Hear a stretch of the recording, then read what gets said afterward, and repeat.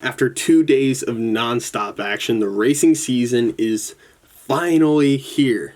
So let's talk about everything from day 1 and day 2 of the Roar before the 24. So Friday was really a chill day, I should say. Wasn't too crowded. Just a lot of, not that much. Just practice, going around all day. Ended it early around 5 o'clock, so around sunset. So here is a compilation of both photos and video of what I got from the Friday session of both Michelin Pilot Challenge and the WeatherTech cars.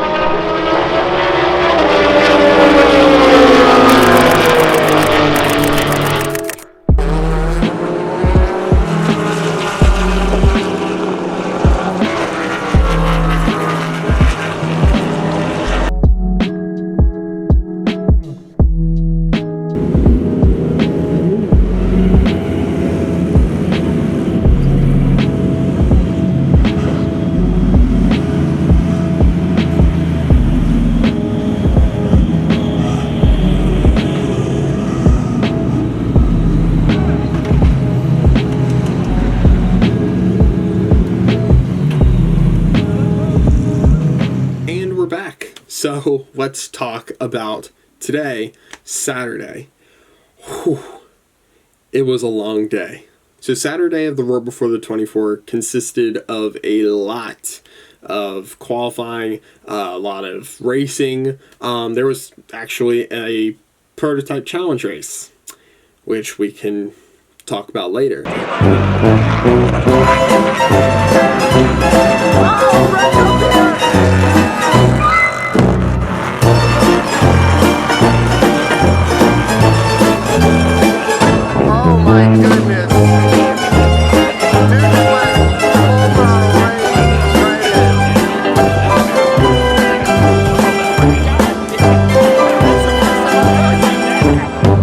And we also had night practice, which is also something great to discuss about.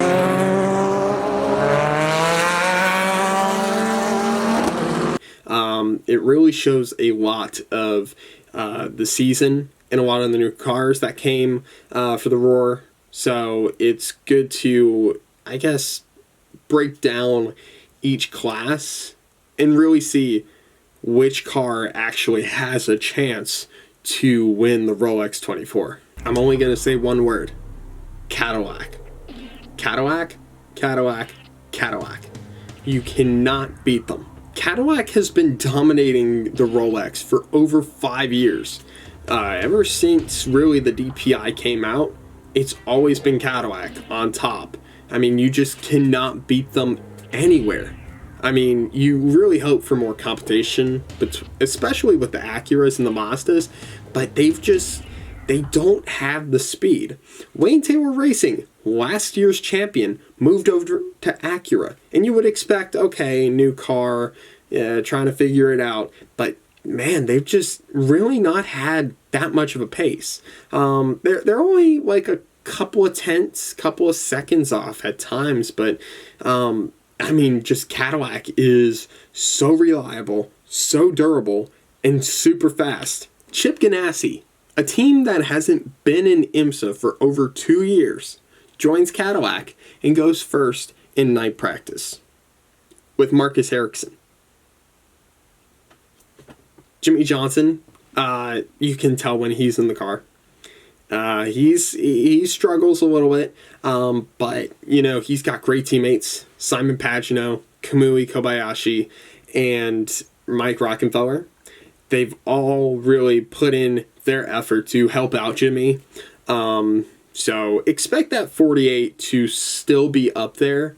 It's just going to be a little bit tough to watch when Jimmy's in the car because he's still not used to it. But it'll be something he's going to be accustomed to by March when IndyCar rolls around. Chase Elliott, a huge compliment to him. You really can't tell when he's in the car. And I say that as a good thing because he's got great teammates. Felipe Nasser, Pippo Durrani, Mike Conway. You know, great teammates that have a lot of sports car experience and have been very, very close to winning the Rolex 24. I don't know how the 31 has not won the Rolex yet, but Chase Elliott might be that last piece of the key to finally unlock the door and basically give the 31 their watches. It's been a long time coming for that team, and I would not be surprised if they're the ones to get it. I saw in my last video I had a lot of Kevin Magnussen fans, so I wanted to give you guys an update. In my opinion, I think he's the fastest Chip Ganassi car. I mean, it is going back off what I said. His father, Yan, Corvette racing legend. Kevin's got the blood. I'm going to tell you guys this until the day he retires. Kevin Magnussen, or any Magnussen in sports cars, is a threat. And Kevin, first sports car race first Rolex 24, he's looking bad fast.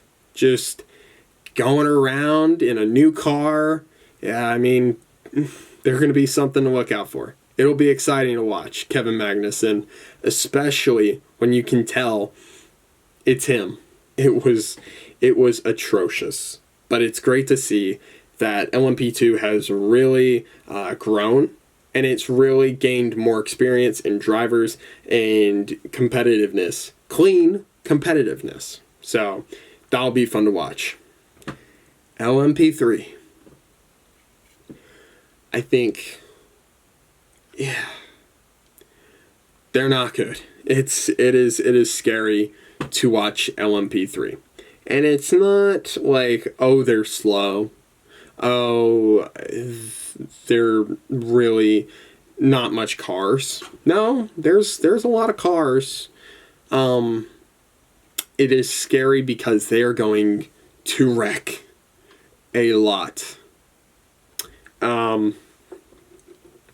LMP3 is similar in lap times to GTLM.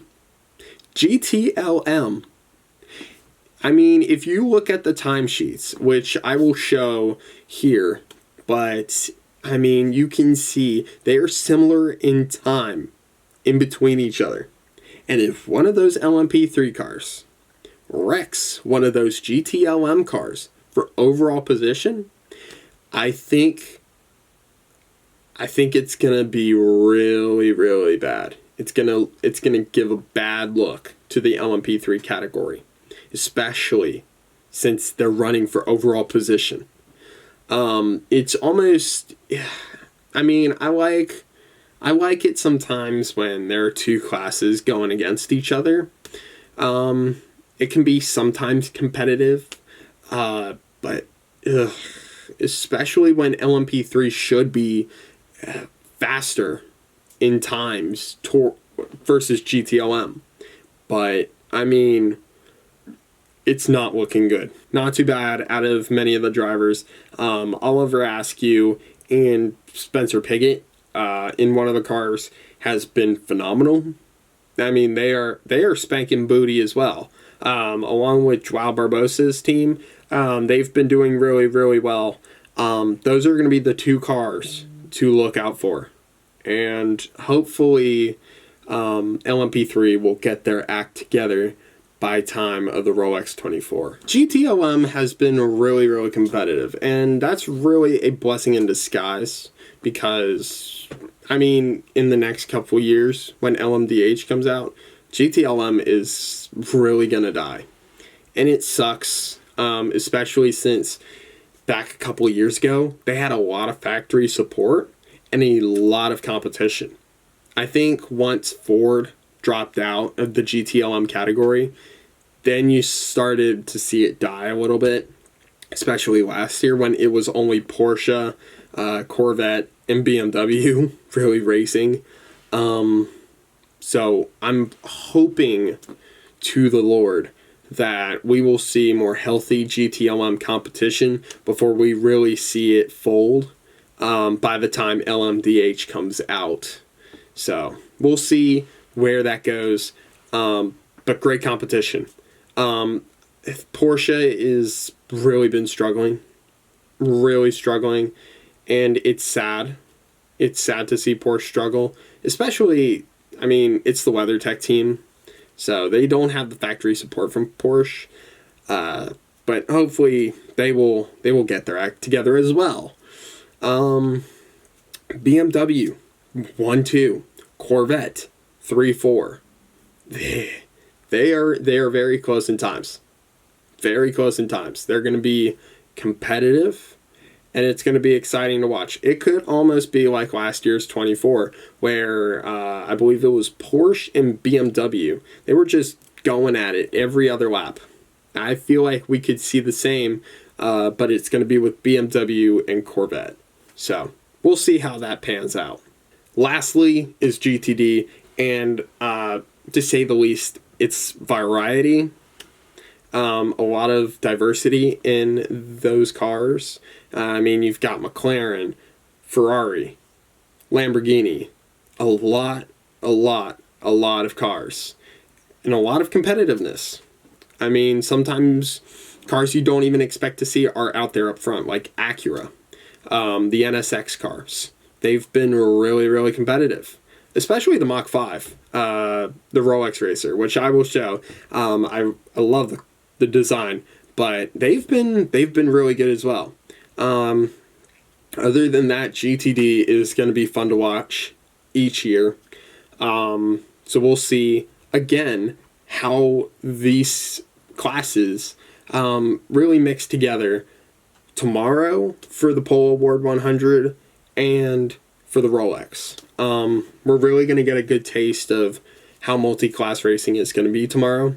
If it's going to be a crapshoot with LMP3, I'm praying that it's not. Or it could just be gentleman racing, where it's clean and competitive.